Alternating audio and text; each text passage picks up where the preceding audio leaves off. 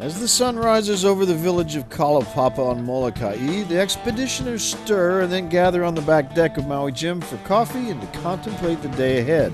Look up at the CG buoy, huh? Sure. You got hookup and everything, all that? The early rays of sunlight paint the cliffs in pastel hues as the Ono lures go over the side. Yeah, okay. Oh, you had it, Mark? Yeah. This is scientific multitasking at its very highest level, but today we need more action and more results.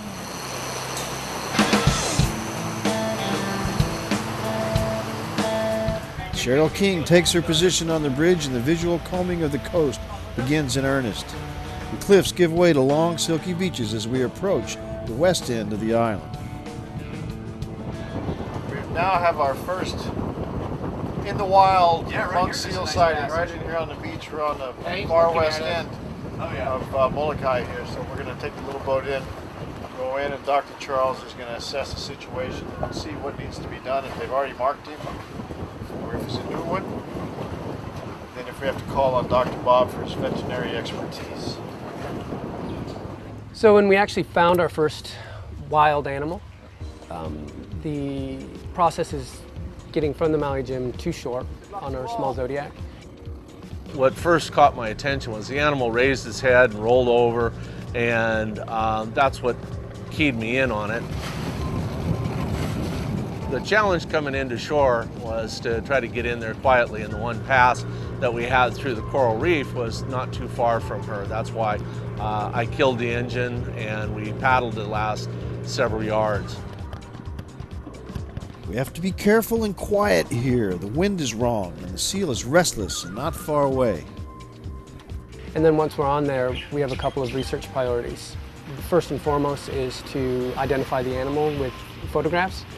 So we will go up to it as close as we can, take photos of flippers, take photos of the side profile, and we can then look at scars and other marks on the animal to identify it. So the plan when marking an animal is you take basic hair bleach, the kind you'd get off any sort of drugstore counter, and you mix up a little bit of peroxide and some powder, and you make a nice thick concoction just to basically write out whatever code you want to put on the animal. Every time you approach a seal, it's a new experience. You don't know if it's going to be asleep or awake, or if it might wake up. I mean, quite often we do get right up to that seal, and it'll wake up a little bit when you're applying the bleach, and even then it depends on the individual. Is she going to get up and run away, or is she just going to sniff at you and go back to sleep? So you never know what's going to happen when you approach one of these animals. We weren't surprised, but most of what we found was down at Lau Point, down on the south side, southwest corner of the island. We generally see a lot of animals there, so cruising by on the Maui Jim made things a lot easier. We could see the animals quite easily on the beach, and then it was a quick, hopefully, boat ride in, and got to the animals and got the work done a whole lot quicker.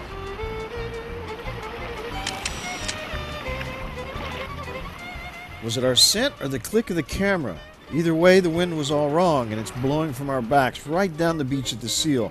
Wherever it was, the seal caught it. And Charles is discovered. Seal eyes are not built to see long distances, so although wary and spooked, this seal can't really make out whether she's in a lot of trouble or just a little bit of trouble. Charles tucks and tries to look like a rock in between photos. Like a cautious but not panicked deer, the stare down begins in earnest.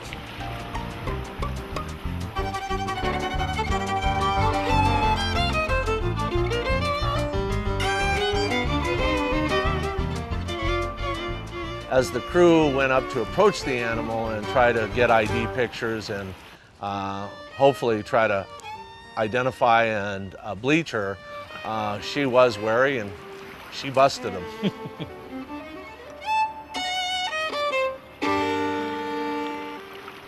Once the animal is committed to the ocean, it peers back one final time, feeling safer and camouflaged in the rocks.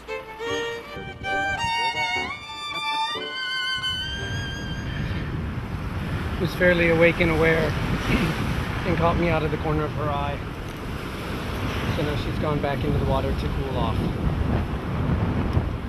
Charles's photos document this seal to be a new discovery, so even without a bleach mark, to science, it's still a success. Well, that's it for today, but remember, we still have a day and a half left on our expedition around the island of Molokai. So check back for part 2 of our fishing research trip on board Maui Jim. Until next time, aloha.